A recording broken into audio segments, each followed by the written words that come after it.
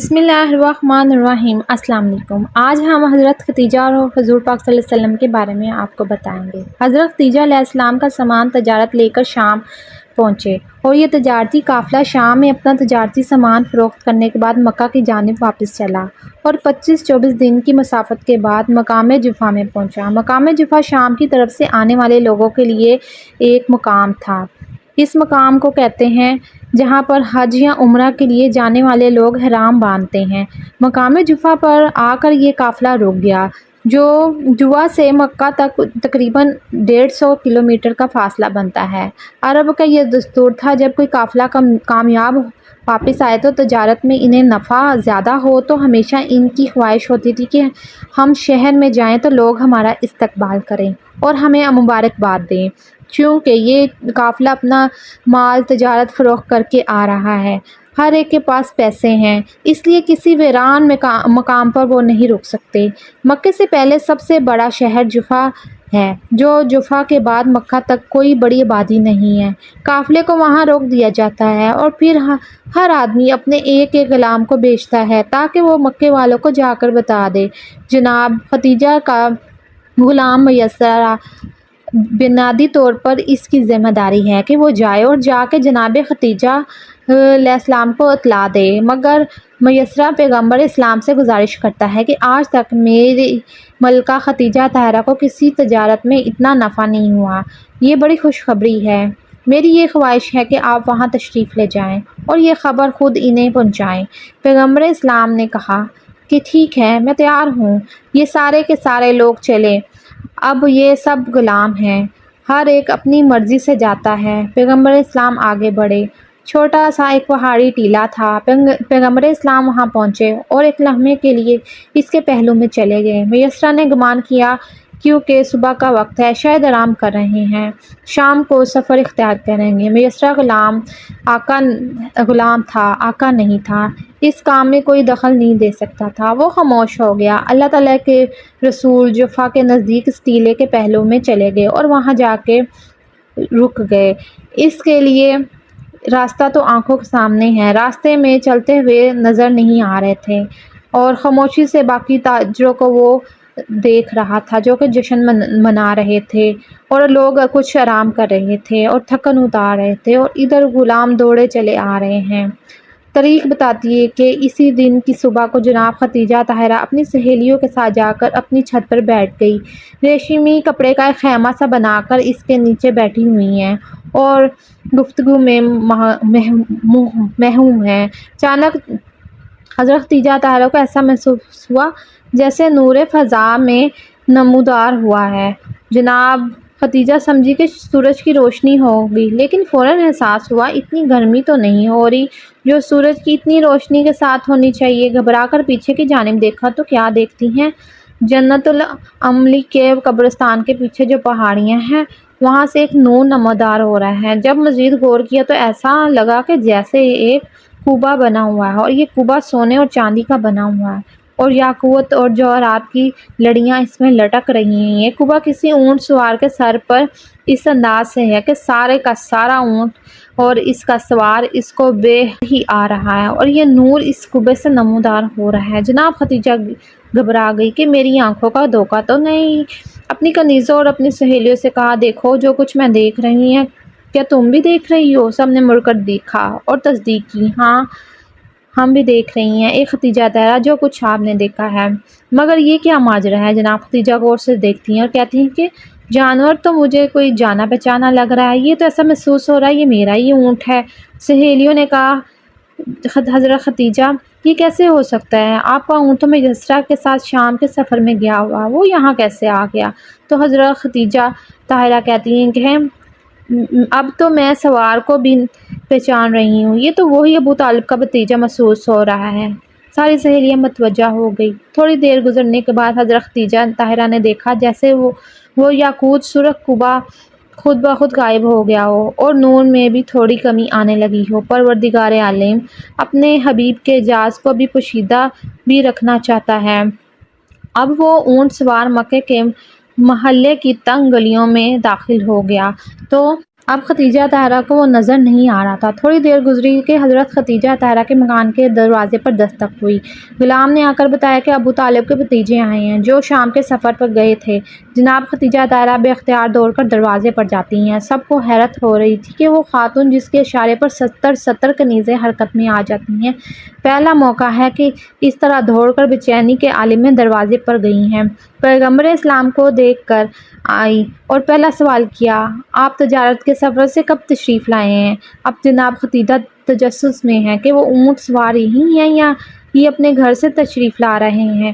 پیغمبر اسلام نے کہا کہ میں تو ابھی مکہ میں داخل ہوا ہوں اور ابھی خانہ خدا تک بھی نہیں گیا، آپ تک پیغام پہنچانے آیا ہوں۔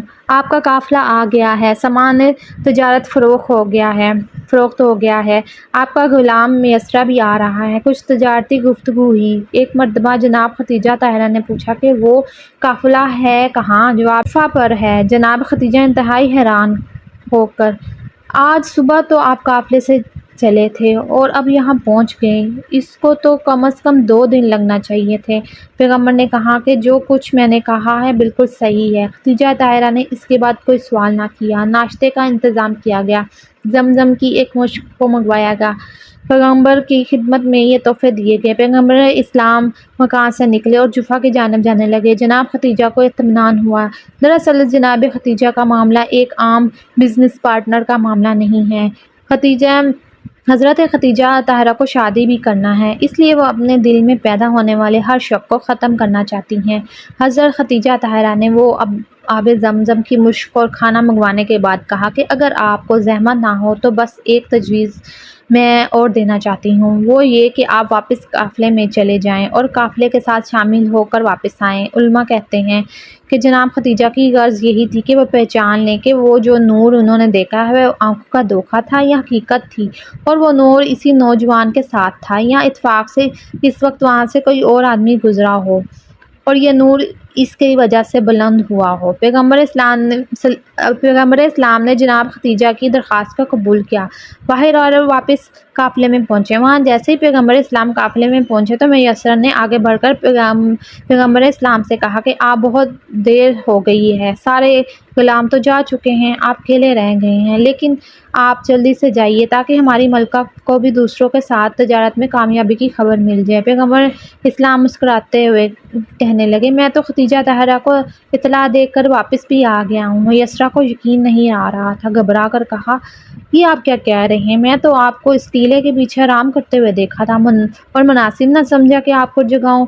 میں نے سوچا کہ ٹھیک ہے اب تھوڑی دیر آرام کر لیں، لیکن آپ کہہ رہے ہیں کہ میں تو ہو کر واپس بھی آ گیا ہوں۔ پیغمبر اسلام نے اس ناشتے کا سامان کھولا اور کہا، تم تو ختیجہ کے گھر میں زندگی گزار چکے ہو، پہچانتے ہو کہ یہ کھانا کس گھر کا پکا ہوا ہے۔ پھر زمزم کی مشک رکھ دی۔ مشک پر حضرت ختیجہ طاہرہ کی وہ مہر لگی ہوئی تھی جو تاجر حضرات اپنے ہر مال پر لگاتے ہیں۔ میسرہ کی عقل کام نہیں کر رہی تھی، مگر یہ ثبوت تھا کہ وہ انکار بھی نہیں کر سکتا تھا۔ خوشی کی عالم میں آگے بڑھا اور قافلے میں جو لوگ اس کے قریب نظر آئے سب کو یہ بات بتائی۔ اکثر نے کہا، ہم تو کچھ بھی نہیں کہہ سکتے، ہم یقین کر لیں گے کیونکہ اس وقت ٹائم ہی ایسا ہے۔ جب سے مکہ سے نکلے ہیں اس نوجوان نے ایسے معجزات دیکھے ہیں کہ اب کسی چیز کا انکار ممکن نہیں ہے۔ مگر ابو جہل کہتا ہے کہ یہ کیا کہہ رہے ہو، یہ ساحر ہے، جادوگر ہے، سحروں سے ہر بات کی توقع کی جا سکتی ہے۔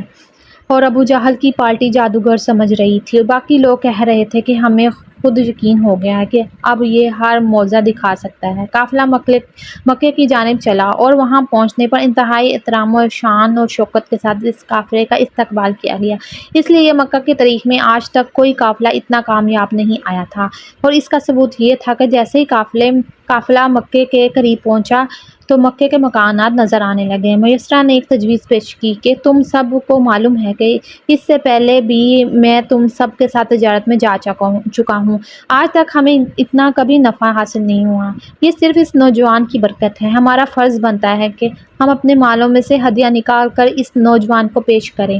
میں اور کسی نے کوئی بھی اعتراض نہ کیا، مگر میسرہ کہتے ہیں کہ دیکھو اس بات کا خیال رکھنا صدقہ نہ ہونے پائے، اس لیے کہ اتنے دنوں میں نے محسوس کر لیا ہے کہ یہ نوجوان ہدیہ تو لے لیتا ہے لیکن صدقہ نہیں۔ ابو جہل جیسا شخص بھی اس وقت اپنے آپ کو اکیلا محسوس کر رہا تھا، اسے بھی اعتراض کرنے کی ہمت نہ ہوئی، اور اس سے پہلے کہ قافلہ مکہ میں داخل ہو، سارے قافلے نے دل کی خوشی اور احترام کے ساتھ پیغمبر کی خدمت میں ہدیہ پیش کیا۔ پیغمبر نے ہدیہ قبول کیا اور اپنے مکان کی جانب چلے گئے، اس لیے اب پیغمبر کو جا کے حضرت خدیجہ سے گفتگو کرنے کی ضرورت نہیں ہے۔ مگر وہاں حضرت خدیجہ طاہرہ بے چین تھی۔ حضرت خدیجہ طاہرہ نے دوبارہ یہ منظر دیکھا کہ اس نوجوان کے ساتھ ایک نور آ رہا ہے۔ دل کو یقین ہوتا چلا گیا کہ یہ وہی گوہر مقصود ہے جس کا میں انتظار کر رہی تھی۔ اب میسرہ جذبات اور جوش میں بھرا ہوا حضرت خدیجہ کی خدمت میں پہنچا۔ جناب خدیجہ، پوچھتی ہیں میسرہ، میں نے تمہیں ایک خاص مقصد سے بھیجا تھا کہ تمہیں اس نوجوان کے ساتھ رہنا ہے اور واپس آ کر اطلاع دینا ہے کہ تم نے اسے کیسا پایا۔ میسرہ جناب حضرت خدیجہ کو سارے واقعات سناتا ہے اور اس بات کی بھی اطلاع دیتا ہے کہ خشک کنویں میں کیسے پانی جاری ہو گیا اور درخت سرسبز کیسے ہونا شروع ہو گئے اور پتھر کا سلام کرنا، ہر درخت کی ٹہنی کا جو کو سجدہ کرنا، اس سارے واقعات سنا رہا تھا، اور آخر میں وہ پیغام بھی دیا جو اس نے راہب کو میسرہ کو بلا کر خاص جناب حضرت خدیجہ کے لیے بھجوایا تھا۔ جناب حضرت خدیجہ نے سب کچھ سنا اور آخر میں میسرہ کہتا ہے کہ ایک معجزہ تو ایسا ہے کہ مجھے خبر کی ضرورت ہی نہیں، آپ آنکھوں سے دیکھ سکتی ہیں، وہ یہ کہ ہم نے دیکھا کہ یہ نوجوان ہمارے ساتھ کھانے میں کم شریک ہوتا تھا، لیکن جب کبھی شریک ہو گیا تو پھر ہم نے یہ دیکھا کہ کتنا ہی کم کھانا وہ سارے ساتھیوں کے لیے پورا ہوتا تھا، پھر بھی اتنا بچا رہتا تھا جتنا ابتدا میں ہوتا تھا، یہ تو آپ اپنی آنکھوں سے دیکھ سکتی ہیں۔ ورقہ بن نوفل حضرت خدیجہ کا کزن تھا۔ انہوں نے حضرت خدیجہ کو ایک تعویذ لکھ کر دیا جسے جناب خدیجہ نے اپنے تکیے کے نیچے رکھ کے سو گئی، اور ایک خواب آیا جس میں آپ کو رسول پاک صلی اللہ علیہ وسلم سے شادی کی بشارت ہوئی، اور یہ نشانی تھی کہ آپ کی شادی حضرت محمد صلی اللہ علیہ وسلم کے ساتھ ہوگی، اور یہ پھر میسرہ کی رپورٹ جو کہ اس نے دی تھی وہ سب ٹھیک تھی، اور اس کے بعد بہت سی پیشن گوئیاں جو اپنے آنکھوں سے دیکھ چکی تھی وہ سب سچ ہو چکی تھیں۔ اب حضرت خدیجہ حضور پاک صلی اللہ علیہ وسلم کی طرف راغب ہو رہی تھی، اور وہ سوچ رہی تھی کہ میں پیغمبر اسلام سے نکاح کر لوں، یہ نہ ہو کہ کوئی اور ان سے نکاح کر لے، اور پھر وہ آخری نبی ہیں، اتنے افضل اور کائنات کے سردار ہیں۔ دوسری جانب یہ بھی خطرہ ہے کہ اگر میں سوچتی رہی تو ایسا نہ ہو کہ اس سے پہلے کوئی اور نکاح ان سے کر لے۔ اب جناب خدیجہ سوچ میں ہیں کیا کریں۔ بالآخر انہیں اپنی سہیلی نفیسہ کو بلایا اور اسے کہا کہ پہلے تم جا کر دیکھو کہ کیا ابو طالب کے اس بھتیجے کے دل میں میرے لیے کوئی خیال ہے کہ نہیں، اگر میں اس کے رشتے کی بات کروں تو کہیں وہ انکار تو نہیں کرے گا۔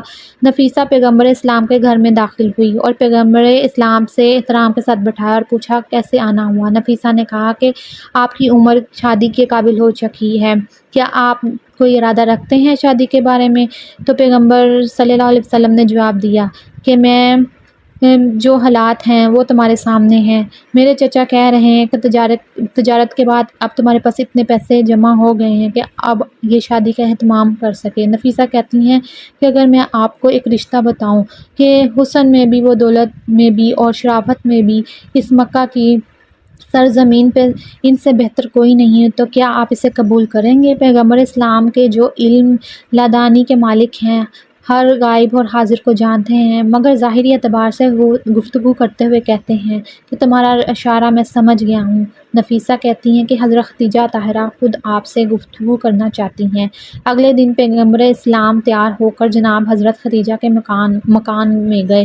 جناب حضرت خدیجہ سے کہتی ہیں کہ آپ نے صبر تجارت میں بڑا نفع حاصل کیا ہے، میں آپ کا شکریہ ادا کرتی ہوں۔ اب جو کچھ آپ کا حصہ ہے اس میں آپ کا کیا ارادہ ہے؟ تو میرے چچا نے کہا ہے کہ تم خود اپنے اونٹ خرید لو اور اپنی تجارت خود شروع کر دو، باقی جو پیسے بچیں گے اس سے وہ میری شادی کا انتظام کرنا چاہتے ہیں۔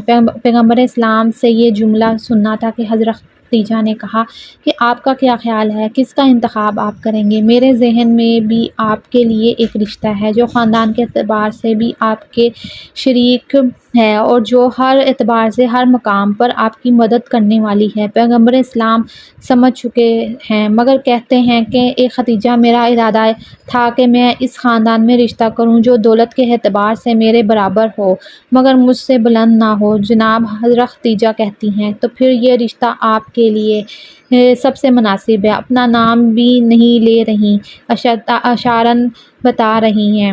پیغمبر سوال کرتے ہیں کہ کیسا کہا؟ اس لیے کہ میرے پاس کوئی دولت نہیں ہے، میری تمام دولت، جائیداد، سامان، تجارت وہ سب آپ کے لیے ہے، آپ کے نام میں نے ہبہ کیا، سب کچھ آپ کے پاس ہے۔ میں تو ایک کنیز ہوں، اب اس کے بعد میرے پاس کچھ بھی نہ رہے گا۔ وہ جو دولت کا فرق تھا وہ تو ختم ہو گیا، اب آپ کے پاس دولت زیادہ ہے، میں تو ایک کنیز بن کر رہوں گی۔ پیغمبر علیہ السلام نے سنا تو ایک مرتبہ یہ کہہ کر واپس آئے۔ پھر حضور پاک صلی اللہ علیہ وسلم نے کہا کہ میں اپنے چچا سے بات کر لوں، اور یہ کہہ کر وہ واپس آ گئے۔ پھر آپ نے اپنے غلام کو میسرہ کو ان کے پاس بھیجا کہ ورقہ کو بلا کر لائیں جو کہ ان کا کزن ہے۔ پھر آپ ورقہ کو بلا کر لائے اور ان کو آپ نے حضور پاک صلی اللہ علیہ وسلم کے چچا کے پاس یہ رشتے کا پیغام بھیجا تو انہوں نے قبول کر لیا، اور اس طرح ان کی پریشانی ختم ہوئی اور سب کے بیچ میں پھر یہ رشتہ طے پایا اور حضور پاک صلی اللہ علیہ وسلم کے ساتھ یہ رشتہ ہو گیا اور وہ ان کے ازواج میں آ گئی۔ اگر آپ کو یہ کہانی اچھی لگی ہو تو میرے چینل کو سبسکرائب اور شیئر کر دیجیے گا اور لائک ضرور کیجیے گا۔ اپنا بہت سارا خیال رکھیے گا۔ اللہ حافظ۔